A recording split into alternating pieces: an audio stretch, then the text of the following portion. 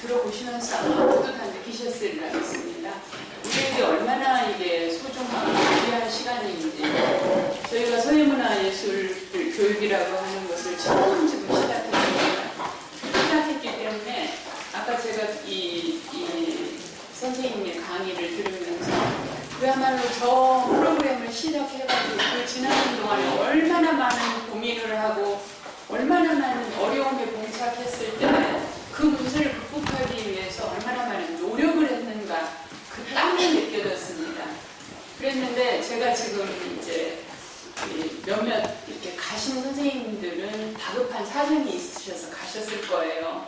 그러나 저희들이 지금 이 시간, 강사들이 참여하는 이 시간이 본인들이 물론 대단히 개인적인 사정이 있으셔서 가셨겠지만 사실은 이것을 어떤 경우를 어떤 어려움이라도 극복하고 이 시간에 꼭 참여해서 끝까지 이렇게 함께해서 내게 좋은 교육이 돼야 되겠다, 이런 그런 각오가 없이는 우리가 서예문화예술교육이라고 하는 뿌리를 지금 내리게 해서 우리는 이제 막 시작했습니다.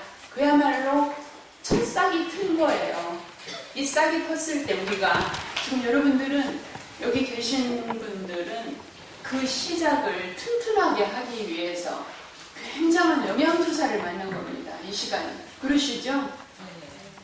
우리가 지금까지 고정된 그 서예 지도라든가 서예 교육이 갖고 있던 그 패러다임에서 우리가 지금 우리 스스로 바꿔가는 방법입니다.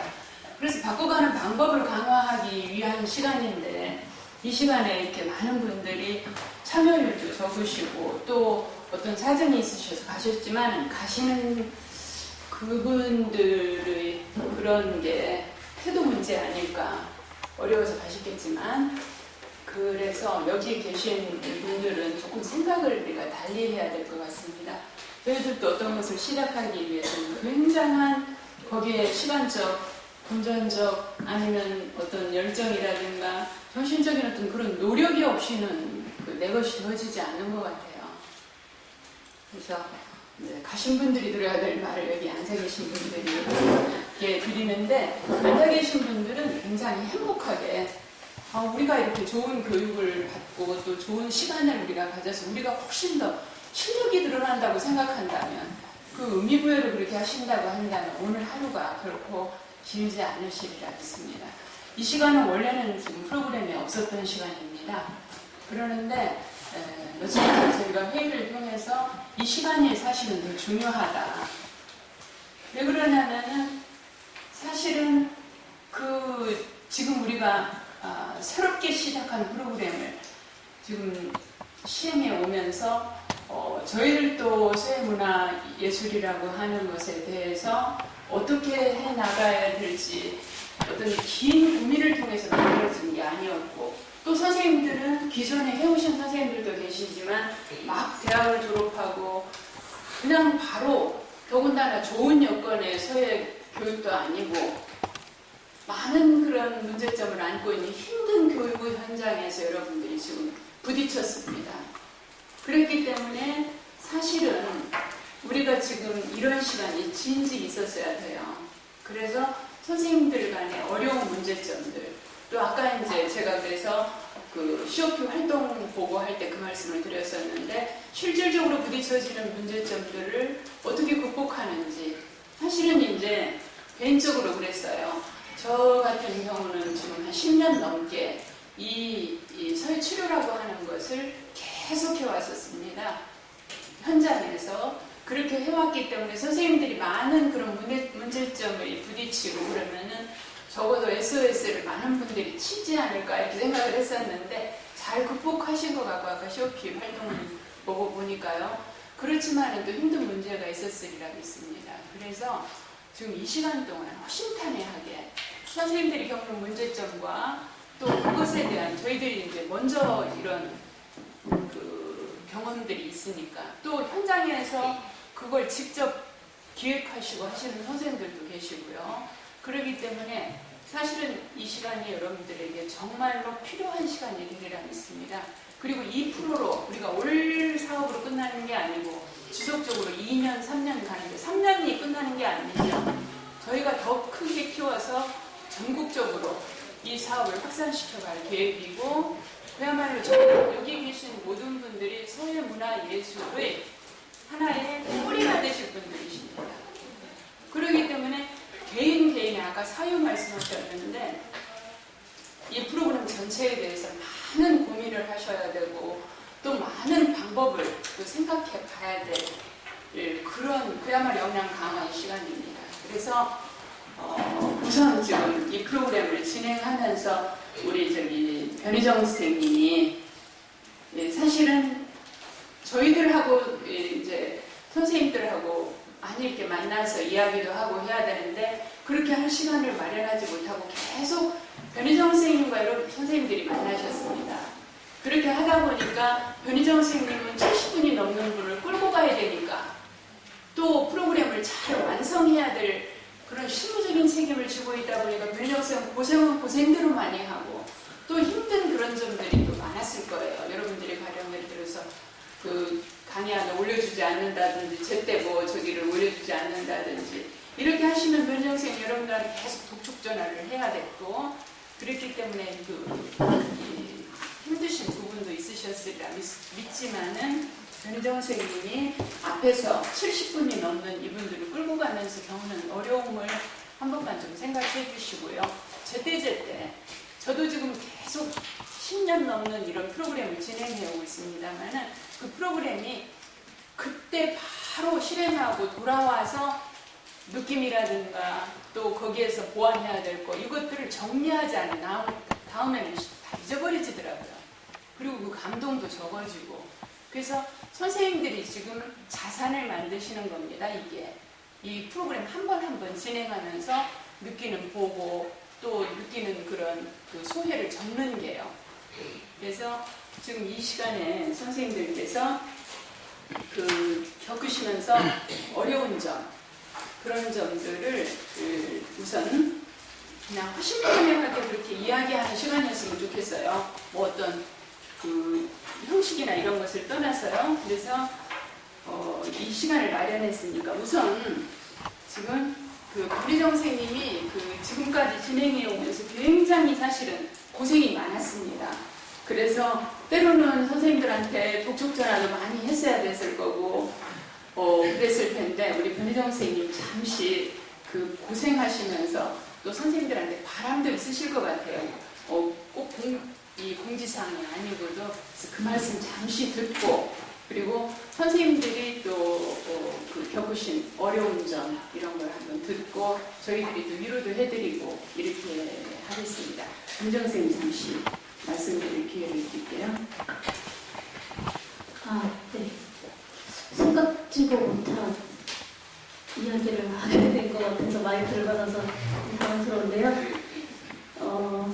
사실 저는 올해 이 프로젝트를 진행하게 돼서 굉장히 기쁩니다. 현재도 기쁘고요. 앞으로도 계속 기쁠 것 같아요.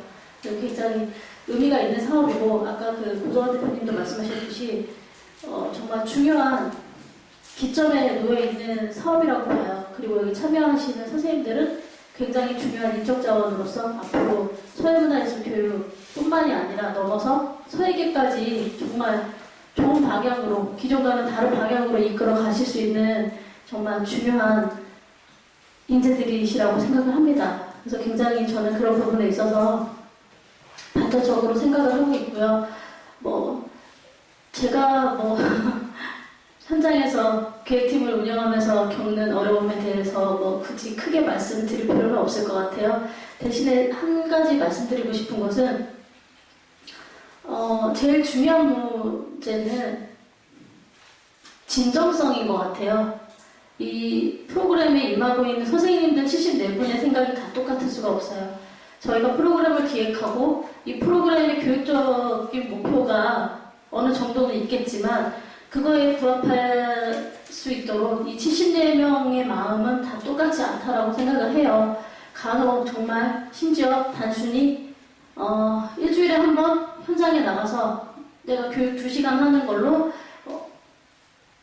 2, 30만 원 정도의 수익을 받는 거에 대한 어떤 기존에 내가 하고 있는 일 이외에 아르바이트를 잠깐 하는 거라는 보조적인 수단으로 생각하시는 분들도 있으시고, 또 정말 저희가 이렇게 중요하다라고 너무 중요한 시기에 놓여 있다라고 얘기하는 것처럼 선생님들께서 스스로들 여기 뛰어드셔가지고 정말 열심히 노력을 많이 해주시는 선생님들도 계시고 하기 때문에 뭐 사람 마음이 모두 다 같을 수는 없기 때문에 그 부분을 제가 전적으로 다 바랄 수는 없을 것 같고요. 대신에 여기 남아 계신 분들의 열정 정도라면은 저는 앞으로 계속 발전적인 것들을 얘기할 수 있을 거라고 생각을 해요. 그래서 좀 정성이라는 부분에 있어서는 좀 아쉬운 부분도 사실 너무너무 많아요. 그렇지만 앞으로 남은 기간 잘 마무리를 하면은 또 다음 해에 좋은 또 기회를 엿볼 수 있을 것 같고요. 조금 현실적이고 실질적인 얘기를 잠깐 하면은요. 저희들이 계속 뭐 독촉 전화를 하거나 공지를 하거나 이런 부분에 있어서 강사분들이 처음 겪는 일에 굉장히 당황을 많이 하시고 또 이거에 대한 압박감도 실제로 많이 느끼시고 스트레스도 많이 받으시는 거를 모르지는 않고 있습니다. 하지만 여기 계신 분들은 그러신 분들이 거의 없으신 걸로 알고 있는데 일지 부분 같은 경우는 제때 내지 않으면은 전체 선생님들에 대한 수강료가 지급이 안 돼요. 그렇기 때문에 저희가 한 분이라도 놓칠 수 없기 때문에 그거는 이제 늦게 내시는 분들에 대해서는 독촉을 할 수밖에 없는 상황이고 이건 굉장히 지금 저희가 하는 일들은요 원시적인 시스템으로 운영이 되고 있어요. 교육진흥원 같은 경우는 선생님들이 해당 날짜까지 일지를 제출하지 않으면 그냥 강사료가 미지급돼요. 근데 저희는 선생님들이 노력한 바를 알기 때문에 그러니까 저희는 시스템을 이용하지 않고 있어요. 교육진흥원 시스템을. 그 카페라는 것을 통해서 굉장히 원시적으로 이 일지를 제출받고 있습니다. 그렇기 때문에 다 한 가지 좋은 점은 있어요. 한 분이 조금 사정이 있으셔서 늦는 경우는 저희가 수시로 독촉 전화를 합니다. 수시로 문자를 보내드리고 그러면 어떻게든 그 일지를 받아서 강사료가 지급되게끔 해요. 그렇지만 선생님들께서 한 가지 오해하시는 부분들이 있는데 현실은 굉장히 내혹해요. 없으면 안 내면 지급 안 되는 게 현실이에요. 근데 그 부분들을 저희가 너무 심하게 한다고 하고 공지를 많이 한다고 하고 압박을 준다고 하고 스트레스를 받아 하시면 안 되는 부분이에요. 사실상 어쨌든 국고사업이라는 경우는 그 회계를 집행하는 기준이 증빙자료가 있어야만 됩니다. 여기서의 증빙자료는 강사들 일지예요. 그러니까 일지가 없으면 교육이 안 한 걸로 간주가 될 수밖에 없어요. 서류가 없기 때문에. 그렇기 때문에 회계 집행에 있어서 그걸 꼭 제출해 주셔야 되는 건데 이거 뭐 분놀이터가 처음이라 그러고 사업이 처음 운영되니까 이런 것 때문에 강사들한테 스트레스를 주는 게 아니냐라고까지 생각하시는 분들이 계시고 저한테 실제로 그런 얘기를 하시는 분도 있어요. 하지만 처음이라서 그런 게 아니고요. 국고사업은 모든 시스템이 똑같습니다. 증빙자료가 있어야지만 회계가 집행이 될 수가 있어요. 강사료가 지급이 될 수 있어요. 그래서 그 부분은 또 말씀을 드리고요. 그리고 또 한 가지 얼마 전에 그 진흥원에서 중간 보고회가 있었습니다. 지금 여기 계시는 분들은 이런 얘기를 좀 먼저 가신 분들이나 안 오신 분들께 얘기를 전해주셨으면 하는 부분인데 저희가 성과가 사실 좋아요. 여기 74명 중에 모든 분이 앉아 계시지는 않습니다. 하지만 저희가 이 사업을 올해 처음 진행을 했고 문화예술 교육의 사회가 파트가 처음 들어왔지만 아까 그 선생님께서도 얘기하셨듯이 교환을 굉장히 칭찬을 많이 하셨어요. 저랑도 이제 오늘 워크숍 내용 조율 때문에 통화를 많이 했지만 처음이라고 했는데 교환이 너무 좋아서 깜짝 놀랐어요. 라는 얘기들을 많이 하시고 이제 제가 그 분레터를 외부로도 많이 뿌리거든요. 서해하는 분들 말고 이제 다른 문화예술 파트에 계신 분들이라든지 외부로 많이 이렇게 보내는데 들리는 이야기들이 서해가 이런 교육도 가능합니까? 라는 얘기들을 굉장히 많이 하시고 긍정적으로 보고 있어요. 지금 저희가 또 세계대학이 이 아동복지 주말 프로그램에 참여를 하고 있는데 수치적인 성과도 굉장히 좋은 편이에요. 저희가 제일 좋아요, 원대가. 근데 내년에 그 중간보고회 때 기획팀장이 말씀하셨습니다. 내년 예산은 확보가 돼 있다고.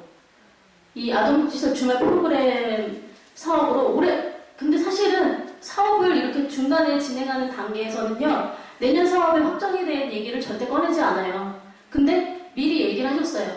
벌써. 사업이 중간 단계인데도 불구하고 이미 예산 확보가 됐다라고 얘기를 하셨어요. 근데 문제는 있어요. 예산이 확보가 됐다고 해서 저희한테 사업비를 주는 건 아닙니다. 저희가 올해 마무리를 어떻게 잘하고 또 제일 중요한 거는 이 사업회사의 관건은 강사예요. 강사가 어떤 태도로 임하고 있고 어떻게 하고 있느냐에 따라서 교육적 효과도 달라질 뿐만이 아니라 매년 사업으로 이어질 수 있느냐 이어질 수 없느냐까지 다 연계가 되어 있어요. 그렇기 때문에 많은 얘기들을 하셨어요. 사업비는 확보가 되어 있지만 올해 어떻게 마무리를 짓고 내년에 프로그램을 어떻게 보완되고 또 올해는 좀 사업 착수하는 단계에서 그 프로그램 세팅하는 데 어려움이 많았던 것들을 문화부나 교육진흥원에서도 다 인지를 하고 있습니다. 그래서 따라서 그것들을 같이 어떻게 보완해서 나가느냐, 앞으로 얼마나 또 발전적인 이야기들을 할 수 있느냐, 이런 것들에 대해서 내년에 사업 선정 여부는 달라질 거라고 봐요. 근데 좀 제가 격하게 말씀드리면요. 사업비를 확보해낸 사업을요, 올해 저희가 시범사업으로 참여를 했는데 내년에 못 따내면 저희는 바보예요. 정말 멍청한 거예요. 그것만큼 내년에 가서 저희가 억울한 일도 없을 거예요. 정말로. 그렇기 때문에 저는 그 강사 선생님들 여기 계신 선생님들 뿐만이 아니라 오늘 정말 사정이 너무 많으셔서 못 오신 분들이 많기 때문에 한 마음이거든요. 저는 강사 선생님 대하는 마음을 가서 꼭 전해주세요. 이 사업은 선생님들한테 달려있는 거예요. 이건 선생님들한테 압박을 하려고 말씀을 드리는 것이 아니라 가장 중요한 핵심적인 존재라는 거거든요. 이 사업에서. 그래서 같이 마무리를 좀 잘 했으면 좋겠고요. 이따가 뒤이어 제가 이제 말씀드린 공지사항들 역시도 마무리와 또 내년을 바라볼 수 있는 일들이 될 수 있을 거라고 생각합니다. 다른 이야기들은 이따가 또 이어서 하도록 하겠습니다. 제일 중요한 건 우리가 그 시간에 임하는 태도인 것 같습니다. 지금 이 시간 주말을 빼가지고 이렇게 오셔서 계시지만 이 시간이 내 미래에 정말로 자산이 되고 내게 귀한 그런 보물 같은 시간이라고 생각하면 또 선생님들이 가서 현장에 가서 하시면서 겪으시는 하나하나들이 선생님들이 역량이 키워질 수 있는 하나의 내 수업이라고, 내 공부라고 생각하시면 좀 달라지시지 않을까 싶습니다. 저희가 지금 지난 10월 4일부터 해서 목요일 날 5시 30분부터 7시 30분까지 토크 콘서트를 하고 있습니다. 그러니까 문화예술 토크 콘서트입니다. 근데 이렇게 좋은 프로그램, 정말로 우리나라 각계의 가장 이 문화예술 사업에 가장 선두적인 어떤 이 자리에 계시면서 이끌고 가시는 그런 분들을 저희가 어렵게 초청해서 저희가 연 시간이에요. 그래서 그렇게 귀한, 저희가 들어보면은 정말 너무너무 감사하다. 저 선생님이 여기까지 와서 이렇게 좋은 강의를 해주시다니 싶어요. 근데 그 자리에 지금 현재 문화예술 사업을 진행하시고 계시는 선생님들이 어떻게 시간을 빼서라도 그 시간에 오셔서 들으셔야 될 것 같은데 오시는 분들도 계시지만 그렇게 많지 않습니다. 앞으로라도 지금 저희가 2강좌가 했습니다. 그러니까 5강좌가 남아있으니까 그 시간 동안이라도 선생님들이 꼭 어렵지만 시간 내셔서 정말 무엇과 비교할 수 없을 정도로 소중한 강의인 것 같습니다. 그런 시간 가지셨으면 좋겠고요. 제가 겪으시는 한 분 한 분의 그런 어려움들이 많으시리라 믿습니다.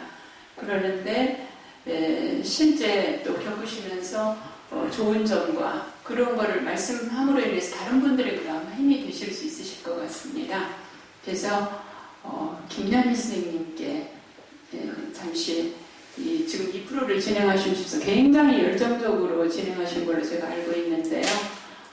선생님이 진행해 오시면서 느낀 그런 것들도 함께 공유하고 싶은 그런 것들을 잠시 말씀해 주시면 고맙겠습니다.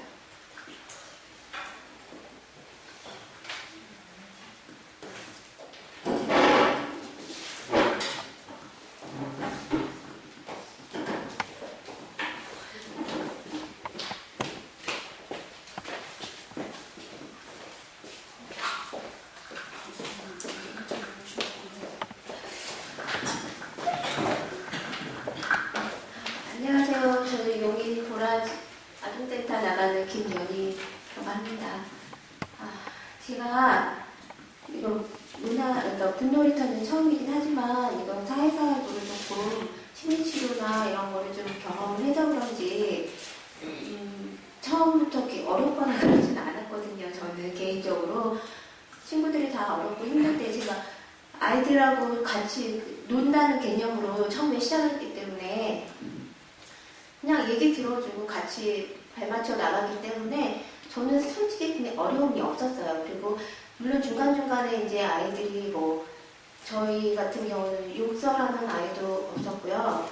물론 이제 때를 쓰거나 울거나 뭐 이런 아이들도 있긴 있었어요. 그런데 저는 그냥 울고 싶으면 울게 내버려두고 계속 그냥 반응을 보이지 않으면서 그 아이가 착한 행동으로 돌아왔을 때는 굉장히 칭찬을 많이 해주고 뭐 그게 원하는 바대로 해주거나 이렇게 해주면서 문제를 해결해 나갔기 때문에 사실 제 수업 시간에는 아이들이 그렇게 문제 행동을 보이는 아이들이 없다고 하더라고요. 근데 그런 아이들이 원래 그렇다라고 생각을 했었는데 센터장님께서 이상하게 서울 시간에는 아이들이 굉장히 착해진다고 얘기를 하시더라고요. 그래서 저는 원래 그렇게 착한 아이들이라고 생각을 하고 시작을 했는데 문제가 굉장히 많은 아이들이었다라고 얘기를 하시더라고요. 처음부터 센터장님하고 얘기를 하시면서 뭐 이 아이는 무슨 문제가 있어요? 가정에 무슨 환경이 어때요? 얘기를 하고 들어간 게 아니기 때문에 내 스스로가 그 아이들의 선입견이 없었던 것 같아요. 선입견이 없다 보니까 그냥 보통 내 아이 다 대하듯이 우리 아이 대하듯이 대했기 때문에 문제점은 제가 못 본 거일 수도 있어요. 못 보고 그래서 그런지 수업 시간에 굉장히 아이들이 즐거워했어요. 물론 문제점 있는 아이들이 있었어요. 중간에 저 하기 싫어요. 갈 거예요. 이런 아이들도 있었거든요. 그러면 너 하기 싫으면 안 해도 돼. 그냥 앉아있어. 조용히만 있어. 그랬거든요. 근데 애들이 재밌게 하니까 하고 싶은 거예요. 시간이 지나면서. 저 해도 돼요? 이렇게 얘기를 해요. 그때 되면 또 그럼 하고 싶으면 또 해라 하고 이제 펼쳐주고 그 아이한테 계속 관심을 가져주니까 그 수업에 되게 적극적으로 참여를 한다거나 이렇게 변화되는 모습을 보여주더라고요. 그래서 최대한 즐겁게 놀 수 있는 거리를 제가 많이 준비해 가려고 노력을 했었고요. 딱히 제가 어려움이 없이 진행을 해서 저는 축복받은 센터장님도 너무 잘 만났고 아이들도 너무 잘 만났고 너무 축복받은 강사인 것 같아요 지금. 그래서 딱히 문제점이 없어서 얘기할 말이 없네요. 제일 복이 많으시는 선생님이시네요. 평소에도 복이 많으셨어요. 근데 저희가 그런 생각을 해봅니다. 저도 평생 이렇게 교단에서 이렇게 나이를 먹었는데요. 나를 만남으로 인해서 우리 모두가 그런 생각을 한번 해봤으면 좋겠어요. 내가 저 학생을 만남으로써, 내가 저 사람을 만남으로써 저 사람의 인생이, 저 아이의 인생이 조금이라도 달라질 수 있다면, 조금이라도 좋은 방향으로 나갈 수 있다고 한다면 내가 정말로 얼마나 이 세상에 태어난 걸 감사해야 됩니까? 내가 누군가에게 작은 비실을 들어줄 수 있다고 한다면 저도 지금 대한학교에서 중학교 과정 대한학교에서 지금 프로그램을 하고 있습니다. 근데 그 아이들을 만나면서 저 하나하나가 너무너무 안타까운 거예요. 그래서 매번 돌아와서 그 하나하나에 대한 일지를 제가 작성합니다. 그 아이를 어떻게 하면 그 아이의 마음에 다가갈 수 있을까? 어떻게 하면 그 아이의 응어리진 그 마음을 아니면 어떤 정신적인 문제를 조금이라도 도와줄 수 있을까? 그래서 늘 고민하고 그렇게 해봅니다. 그러면서 그 아이들이 조금씩 변화되어가는 모습을 볼 때 내가 너무 감사하다. 내가 이런 일을 정말로 잘했구나 하는 정말 그런 감사함을 느낍니다. 그래서 선생님들이 지금 하시는 이 수업을 단순하게 아까 우리 변희정 선생님이 얘기했듯이 그냥 내가 주말에 뭐 20만 원 받기 위해서 그거는 아닐 것 같아요. 그런다고 한다면 내 의미가 정말로 적어지는 일일 거고요. 선생님들을 통해서 서예문화예술이라고 하는 것이 뿌리를 내리고 시작하는 겁니다. 그래서 선생님들이 앞으로 서예문화예술을 짊어지고 가실 분들이십니다. 저희 프로그램을 처음부터 지금 또 내년, 내명년 또 앞으로 이 서예문화예술의 그야말로 이 우리나라 전반에 펼치게 하시기 위해서 그냥 노심초사하십니다. 김수청 교수님께 마이크를 넘겨서 선생님들이 오늘 하시고 계시는 이런 것들을 선생님 오늘 들으시면서 굉장히 기뻐하셨어요, 낮에. 그래서 선생님 말씀 잠시 듣도록 하겠습니다. 반갑습니다. 저는 여러분들의 것을 많이 들어보고 마지막에 한마디를 남기려고 했는데 제가 중간에 들어온 것 같습니다. 네, 저는 이제 이 사업의 책임 총괄을 맡고 있잖아요. 사실 변희정 선생은 앞에서 막 뛰지만 저는 그냥 거의 가만히 있는 편이에요. 근데 심리적으로는 처음부터 굉장히 약간 두려움 같은 게 있어요. 왜 그러냐면은 이 사업이 잘못되면은 일단 누가 이 사업을 하냐고 물어보잖아요. 그래서 그런 두려움을 가지고 있었는데 저희가 5월 달에 만났죠. 그때가 제일 두려웠습니다, 사실상. 그리고 여러분들이 이해를 어떻게 할 것인가. 갑자기 이렇게 써낸 그 교환을 가지고 그걸 공부해서 가르쳐야 되잖아요. 근데 여태까지의 우리 서예 교육은 그야말로 뭔가 가르치는 사람이 주가 되는 교육이잖아요. 문화예술 교육하고 이념이 다르잖아요. 접근 방법이. 그걸 어떻게 받아들일 것인가. 사실 여러분들 자신이 어떻게 될 것인가. 이게 굉장히 좀 두려웠어요. 근데 그때 교육이 좀 잘 됐다는 그런 느낌이 없고, 그 다음에 한 달 후입니까? 6월 달인가요? 그때 만났을 때 여러분들이 스스로 발표했을 때는 조금 안심을 났습니다. 예. 그리고 이제 몇 개월이 지났는데 사실은 한 7월이나 8월 정도에 한번 모이려고 했어요. 우리 운영위원들이 모여가지고 여러분들의 그 애로사항이 뭔지 거기에 대해서 좀 회의를 하려고 소통을 하려고 했는데 그 시간도 이제 지나가 버렸고, 근데 제가 가만히 있지만 이렇게 얘기들이 들어와요. 얘기들이 들어오는데 그 얘기가 뭔가 시설과의 문제점도 있고 또 여기 팀장님하고의 어떤 여러 가지 문제점도 있고 이런 얘기들이 들어오는데 사실 이렇게 같이 만날 수 있는 시간은 오늘밖에 없는 것 같아요. 그렇죠? 그래서 문제를 지니고 우리가 갈 수는 없다. 그래서 전번 주 목요일인가 그때 이제 우리가 회의를 하면서 제가 이 시간을 좀 제의를 했습니다. 그래서 뭔가 회고와 전망이라는 주제로 한번 좀 얘기를 나눠보자 허심탄회하게. 그래서 이제 지금 이 시간을 갖는 건데 오늘 여러분들 이렇게 발표하는 거 보니까 굉장히 안심이 돼요. 근데 제 느낌만이 아니라 아까 운영위원님들은 이렇게 어떻게 준비도 안 된 상태에서 저기까지 올라갈 수 있느냐 이런 말씀하시는데 저는 이론을 하는 사람이지만요 실전을 굉장히 중시합니다. 이 실제로 부딪히면서 쌓아온 그 실력이라는 거는 굉장히 공고합니다. 그래서 여러분들이 아마 이런 책을 보면서 막 한 거는 아닐 거예요. 실전이죠. 실제 애들하고 부딪히면서, 그렇죠? 그리고 시설과 부딪히면서 그 문제를 하나하나 해결하는 거죠. 글씨 가리키는 것만 문제가 아니잖아요. 그래서 인생 경험이 많이 쌓인 거죠. 그래서 제가 여러분들 보건데 지금 5개월 지났죠? 5월부터 지금 10월이니까요. 제가 보기엔 굉장히 성숙한 모습을 볼 수가 있습니다. 그리고 여러분들의 그 성숙한 모습이 앞으로 어디까지 영향을 미칠 것인가. 여러분들 그 조류 중에서요. 새 중에서 제일 장수하는 조류가 어떤 새인지 아십니까? 새 중에서 솔개라고 하세요. 솔개. 솔개가요 70년을 산대요. 70년을 사는데 40년을 살면은 선택을 해야 된대요. 그 40세 된 그 몸을 가지고 살아야 되느냐 아니면은 자기 몸을 새롭게 해가지고 다시 도전해야 되느냐. 그게 무슨 얘기냐면 40년이 되면은 이 부리가 이렇게 자라가지고 저기까지 닿는데요. 이 앞에까지. 그리고 털이 일단은 그 무거운 털들이 자라고 발툴이 이렇게 구부러져가지고 사냥을 할 수가 없답니다. 그래서 고민하다가 그대로 죽을 것이냐, 그대로 여생을 마칠 것이냐, 아니면 자기 몸을 변화시킬 것이냐. 그래서 산꼭대기로 올라간대요. 그리고 둥지를 트고 처음에 하는 일이 부리 뽑는 거예요. 바위돌에다가 부딪히면서 피를 흘리면서 부리를 뽑는데요. 그 다음에는 발톱을 뽑아낸답니다. 그리고 나중에 발톱이 나면은, 부리가 나면은 털들을 다 뽑는답니다. 그럼 새로운 몸이 되죠? 그게 한 6개월 걸린대요. 그리고 나서 30년을 더 산다고 합니다.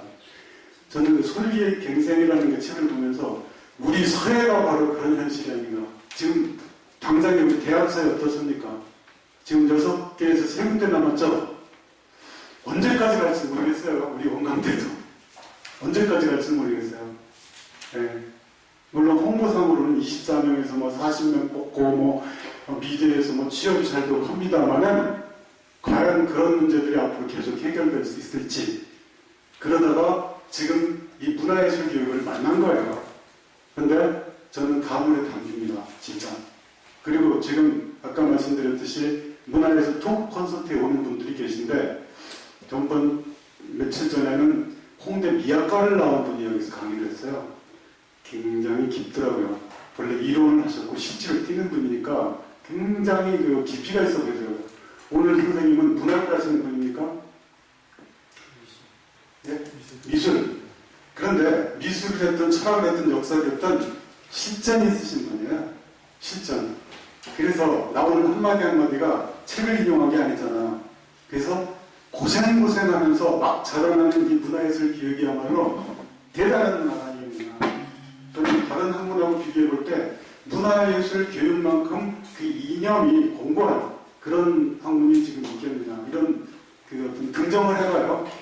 그리고 그 사람들은 지금 뭔가 자리를 확고하게 잡고 있는 사람들보다는 고생하면서 지금 이렇게 올라오는 사람들이에요. 그리고 문화예술 교육이 대학문화에 입성한 지가 얼마 안 됐잖아요. 앞으로 이제 빛들을 보시겠죠. 저는 그런 연장선상에서 그분들도 고생하면서 일구고 있고 여러분들도 마찬가지예요. 굉장히 고생해가지고 지금 이렇게 탑을 쌓아가고 있는데 물론 약간 분란사항도 있습니다. 뭐 말을 안 듣는 사람 뭐냐 아까 뭐를 했나요? 일지를 제때 안 되는 사람 이런 사람도 있습니다. 근데 저는 그런 얘기 들을 때마다 그게 우리 사회 대학사회의 현주소라는 생각을 해보고요. 적응 기간이 필요합니다.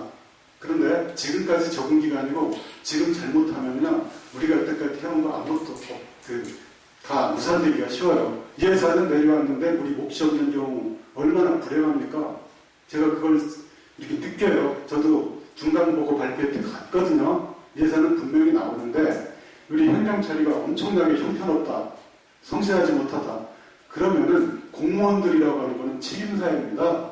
그래서 책임 못 질 일들은 하질 않아요. 그 사람들은. 아주 냉혹한 현실이라는 거를 여러분들이 인지를 해야 되겠고 그런 거를 잘 통과가 되면 이번에 세 군데서 우리가 됐는데 중앙대에서 문학으로 됐죠. 카톨릭에서 융복합 게임으로 됐죠. 우리가 사회로 됐죠. 그 중에서 문학이 지금 초등학교로 지금 입성을 했습니다. 조그만 공목으로 들어갔어요. 예비로. 거기서 만약에 그 사람들이 좋은 인정을 받으면은 초등학교에 이제 많이 들어가겠죠. 그렇게 본다면 우리도 그 전철을 밟게 되거든요. 그래서 나라에서 뭘 주느냐 이런 얘기 하지 마세요. 책임 못 지잖아요. 우리가 준비 안 된 상태에서는 절대로 주지 않습니다. 그래서 우리가 뭘 해야 되느냐 이거를 자문자답할 때가 아닌가. 우리 같은 위치는 교재, 프로그램을 개발해 내야 되고 토크 콘서트, 세미나 열심히 개최하면서 강사들, 역량 강화를 해줘야 됩니다. 여러분들은 뭡니까? 성실하게 지금 하는 거를 열심히 해야 되겠죠. 그러면은 초등학교도 열리고 지금 나라에서 뭔가 할까 말까 하는 사업들 있지 않습니까? 상대적입니다. 먼저 정해놓고 하는 게 아니라 준비된 사람이 있느냐 이 판단력에 따라서 앞으로의 결정이 될 것이다 라는 그런 판단을 하는데 아까 거기에 관련되는 사람을 만났습니다. 저하고 똑같은 입장이에요. 초등학교에서는 이미 문을 막 열어놓고 있대요. 준비된 사람들이 있으면은 부른다 이거예요. 그렇게 본다면은 국가만 가지고 얘기하면서 뭐 이 정부에서 뭐를 줄 것이냐 안 줄 것이냐 그걸 미리 생각하지 말고 그거 이전에 우리가 준비만 잘 갖춰놓으면 언젠가는 초등학교 입성하고 중학교 입성한다는 거죠. 그래서 저도 여러 가지를 뭐 해왔습니다만 앞으로는 그냥 공론을 펴지 않고 구체적으로 우리가 갈 수 있는 길 있지 않습니까? 제가 할 수 있는 길, 여러분들이 할 수 있는 길을 구체적으로 찾아서 장기적인 계획을 세워서 앞으로 나가려고 노력하겠습니다. 네, 제 말씀 이거 마치겠습니다.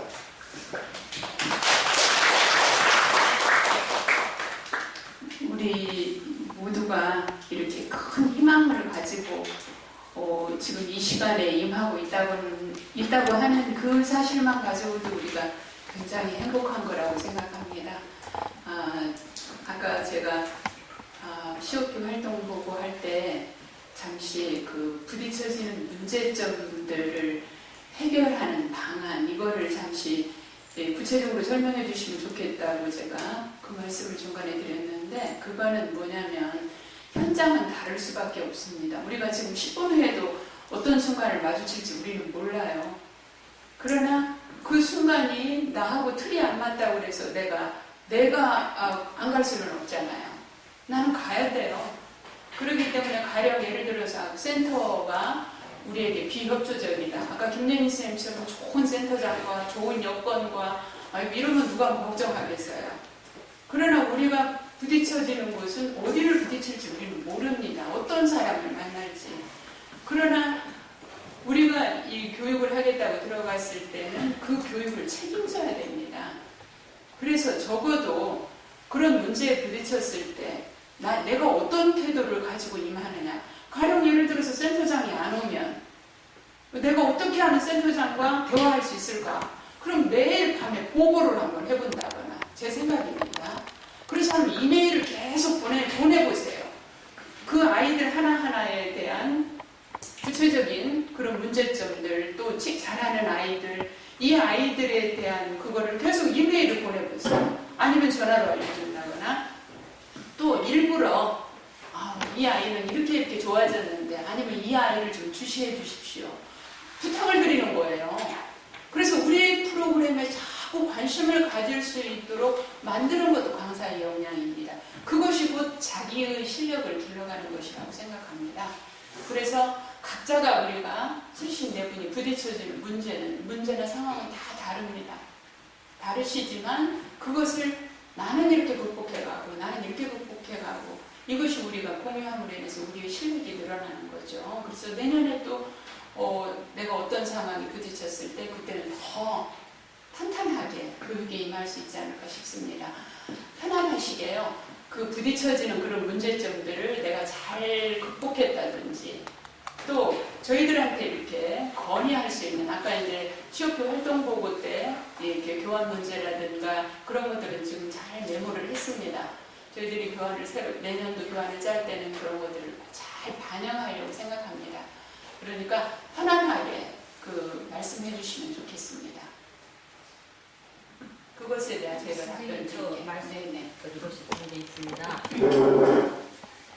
제가 이제 그제 수업을 하고 느꼈는데 뭘 느꼈나 하면 센터라든지 학생 가르치는 이런 건 어떻게 보면 지역적이고 또 조그만 스킬만 또 개발하면 되는 문제라고 생각이 드는데 제가 수업을 마치고 나오면서 물론 선생님들이 교환을 잘 짜주셔가지고 또 재밌어가지고 교환도 재밌고 가르치는 저도 교환대로 하면 되니까 너무나 수월하고 재미가 있어요. 그다음 이 프로그램 전체가 또 25회차 제대로 또 균형 있게 되어 있어서 상당히 만족스러운데 나오면서 느낀 것은 뭐냐면 과연 저기 문화예술진흥원에서 그러면 다음에도 과연 서예과 출신 강사가 꼭 필요할까 하는 그런 의문이 좀 들었어요. 왜냐하면 지금 이제 계속 앞으로도 이런 식으로 가면 아이들도 재밌고 그 시간 재밌게 보낼 수 있지만 서예를 전공하는 우리들로서는 과연 서예 전체성을 가지고 이 수업을 하는가 하는 생각이 들었습니다. 그래서 혹시 다음에 또 교환을 개발하실 때 그 문제를 한번 생각도 해보시면 어떨까. 물론 원론적인 거라서 지금 잘 이야기가 재밌게 잘 진행되는데 제가 어떻게 보면 태클 거는 소리지만 그래도 한 번은 과연 제가 결론적으로 한마디 하면 과연 서예과 출신이 이 강좌에 꼭 필요한가 그 생각이 들었다는 걸 말씀드리고 싶습니다. 네, 아마 여기 계시는 선생님뿐만이 아니라 아까 이 전통서예와 지금 이 교환을 절반 운영한다고 하는 그 선생님의 심정도 아마 똑같은 심정이셨으리라 믿습니다. 개인적으로 드릴 말씀이 많지만 저는 오랫동안 이야기했으니까 우리 임창호 선생님께 답변 듣도록 하겠습니다.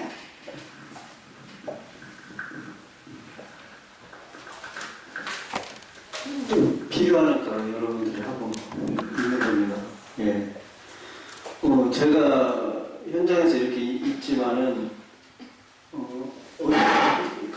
저번에 강의 시간에 잠깐 말씀드렸지만 저희가 지역에서 강사들을 학벌에서 문화예술 교육을 하겠다 그래가지고 학원하는 분들 뭐 이렇게 해가지고 문화예술 교육에 관심 있는 분들을 모아가지고 문화예술 교육이 뭔가 하는 것들을 이제 서울의 전문 강사를 데려다가 한 10시간 정도 교육을 시켰어요. 그리고 나서 보조 강사로 작년에 활동을 하고 올해는 다 주강사로 지금 하고 있는데 그분들 중에서 이런 분들이 있어요. 문화예술 교육에는 밝아요.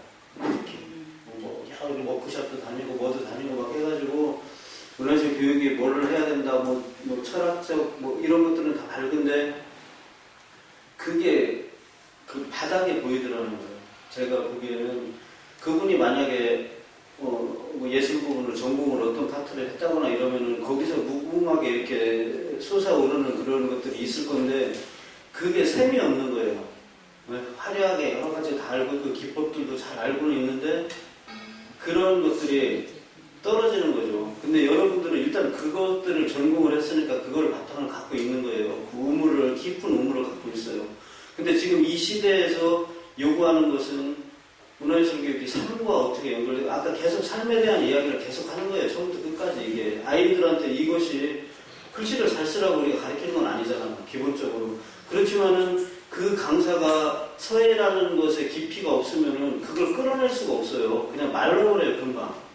네, 그 깊은 곳에 닿아 있는 여러분들이 그것보다 지금 부족한 부분들 있잖아요. 플러스 돼야 되는 부분들을 더 채워주셔야 되는 거야. 이거는 다른 파트 강사들이 오면 서예 문화예술 교육이라고 안 하죠. 서예 안 해도 할 수 있어요. 제가 미술을 전공 안 했는데 미술 강사를 했듯이 지금 제가 2년 동안 미술 강사를 했는데 제가 미술을 안 했어요. 그냥 미대 다 왔는데 왜 서예과는 거기 안 붙여주냐 해가지고 이렇게 원서를 내고 이제 뭐 합격을 해가지고 제가 미술 강사를 했어요. 그렇지만은 그래도 서예라고 하는 끈이 있기 때문에 거기서 자꾸 뭔가를 이렇게 꺼내려고 하고 이렇게 했지만 부족한 게 있어요. 왜냐면 그걸 전공하지 않았기 때문에 기법은 알아요. 이렇게 진행하는 것은 듣고 배워서 아는데 체험이 너무 부족한 거예요. 그거에 대한 체험들이. 제가 말하는 다른 전공자라는 것은 꼭 서예 전공이 아니라도 그 실기 뭐 동양화라든지 서양화라든지 또 그게 무슨 그 생활 미술이라든지 이런 여러 가지 이 미술과 관련된 파트가 있지 않습니까? 그분들도 실기가 탄탄한 분들 전공자들이 많고 각 대학마다 거기는 또 더 많은 과들이 있어서 강사들이 더 많이 있다. 거기는 미술끼리 있어요 따로. 네. 미술 교육이 있기 때문에 지금 서예가 특별한 장르로서 지금 아까 얘기했잖아. 뭔가 서예는 엄청나게 많은 보물을 갖고 있는 거예요. 네. 그 다음에 또 하나 또 느낀 것이 전부 다 서예가 지겹다 또 너무 고루하다 이러지만 또 일부는 그 고루하고 인격 수양이 되고 또 학문적인 그 문장 좋은 시들을 다루는 그것 때문에 기대를 하는 그거를 못하게 안 하잖아요. 있단 말이에요. 그래서 우리가 계속 이 서예가 너무 고루하고 사람들이 지겨워하고 하니까 계속 그것을 벗어나서 재밌게 해야 한다. 다른 예술하고 접목시켜야 한다. 그 방향으로 너무 간다는 느낌을 제가 받고 있습니다. 지금. 근데 결국은 그게 핵심이에요. 서예의 뿌리는 역시 그 인격 수양이고 뭐 그런 것이 있거든요. 근데 그것까지 가질 않아요. 사람들이. 예? 아예 붓을 안 잡잖아요. 서예 지금 학교에서 서예하고 서예 인구가 자꾸 줄어들어. 네. 여러 명이 하는 중에 결국은 거기에서 엑기스들이 뽑아 나와서 그리 가야 되는데 그런 것들을 기존의 서예 교육이 다 차단을 하고 있는 거예요. 네, 재미있게 할 수 이렇게 접근을 해요. 그리고 나중에 이 친구가 좀 더 나가면 결국은 서예라고 하는 건 이러한 매력이 있다. 우리 김종건 같이 뭐 캘리 디자인 하는 그 친구도 결국은 재미있게 흥미 위주로 시작을 하지만 결국은 가장 높은 과정으로 가면은 전통서예를 하는 거예요. 네. 그래서 제가 이 프로그램이라든지 이 교환이 무척 훌륭하다는 것을 전해 드립니다. 근데 이제 앞으로 2년, 3년 계속 할 때 너무 그쪽으로만 갈까봐 제가 우려해서. 근데 선생님 말씀하고 의견을 네, 선생님 냈습니다. 의견은 아니에요. 선생님 의견은 선생님뿐만이 아니라 네. 사실은 서예를 전공한 지금 현장 강사들이 네. 조금씩은 다 느꼈을 거라 믿습니다. 그러나 저희들도 왜 그러냐면 그동안에 많이 고민했던 문제예요. 근데 그 문제가 네. 제가 이제 이렇게 오랫동안 이런 임상을 통해서 느끼는 것은 뭐냐면은 얼마든지 정말로 사경 같은 경지까지 갈 수 있습니다. 네. 네. 그 아이들로 하여금요. 그 아이들이 지금 이 수업으로 끝나는 게 아니고 네. 그 수업을 통해서 이 수업을 통해서 조금만 더 한 걸음 더 나아가는 가령 지금 교수님께서 정말로 서예를 모르는 학생들한테 100명이 되는 학생들한테 글씨를 한 번도 안 가르치고도 그 아이들로 하여금 사경이라고 하는 작품을 보여주고 그러면 공부하는 방법이 달라진다는 거죠. 저도 지금 대안학교에서 그걸 쓰고 있습니다. 그러는데 그렇게 아이들은 수도 없이 변화할 수 있다고 하는 거죠. 근데 그 변화를 강사가 그대로 간과해서는 안 된다는 거죠. 그래서 그 기본적인 교환을 가지고 그야말로 그 아이의 그런 경계까지 집중력을 거기까지 사실은 우리가 끌어낼 수만 있다고 한다면 그 아이로 하여금 창의력을 거기까지 끌어낼 수 있다고 한다면 우리는 최고 성공한 겁니다. 그래서 우리가 이 수업에 그치는 게 아니라고 하는 것을 강사 선생님들이 꼭 염두에 두셨으면 좋겠어요. 그래서 우리가 알고 있는 서예라고 하는 무궁무진한 어떤 경계를 가지고 우리가 요리를 하자는 거죠.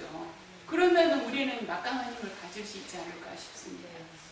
네, 예, 그리고 마지막으로 오해가 있는 부분이 서예의 전통이라고 하는 부분에 대한 인식이 정확한지 그거에 대한 것들에 참 물음이 있어야 돼요. 우리가 선생님을 따라서 똑같이 잘 쓰는 게 과연 서예를 잘하는 건지.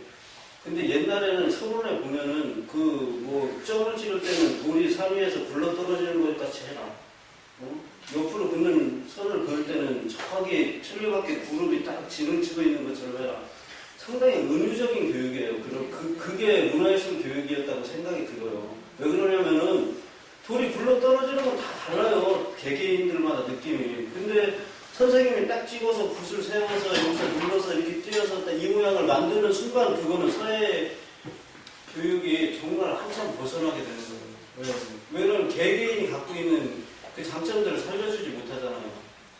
서예 기인이면은 그 사람이 갖고 있는 장점을 최대한 극대화시켜주는 게 제대로 된 서예 교육인데 지금은 다 균일화시키고 획일화시키는 서예 교육을 하고 있어요. 근데 지금 만약에 문화예술 교육적인 측면에서 이거를 원래 교육의 그런 맛들을 살려가지고 끌어내준다면은 정말 새로운 정말 전통적인 서예 교육이 되살아난다고 생각이 들거든요. 네, 이상입니다. 지금 이번에 졸업하시고 현장에 강사로 나가신 선생님 혹시 이야기하실 혹시 의견이나 또 그 뒤에서 지금 문제점들이 더 많으시리라 믿습니다. 이번 졸업생들 중에서 누가 이야기해 주실 분 안 계세요? 올 졸업해가지고 바로 지금 출발을 우리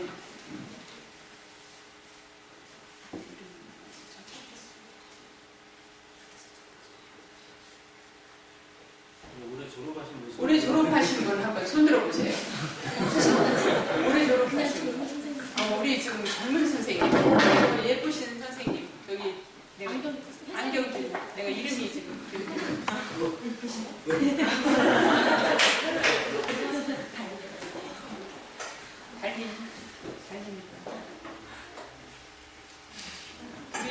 저 선생님 제가 모니터링 했었는데 제가 굉장히 비 오는 날 저기를 찾아가느라고 뺑뺑 돌아서 찾아갔던 적이 있어요.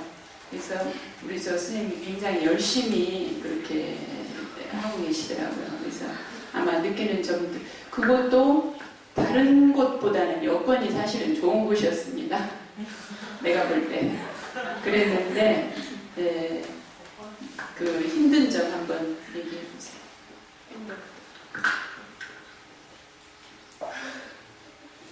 저는 딱히 뭐 힘든 점은 이제 수업하는 거에 대해서는 힘들다기보다는 아이들이 좀 정서적으로 조금 되게 불안해요. 남자애들 이제 저는 4, 5, 6학년 애들을 맡고 이제 거의 5학년 애들이 많고 4학년 2명에 6학년 2명이 이렇게 있어요. 근데 애들이 다 남자애들이에요. 2명 빼고. 근데 애들이 즐거워하면서도 장난기가 워낙 심하다 보니까 수업을 진행하는 데 있어서 잘 흐름이 끊겨요. 나는. 저는 이제 열심히 하려고 하는데 아이들은 자기네들 얘기하기 바쁘고 그런 부분에 대해서 제가 이끌어가기가 저 혼자 하기 버거울 때가 되게 많아요.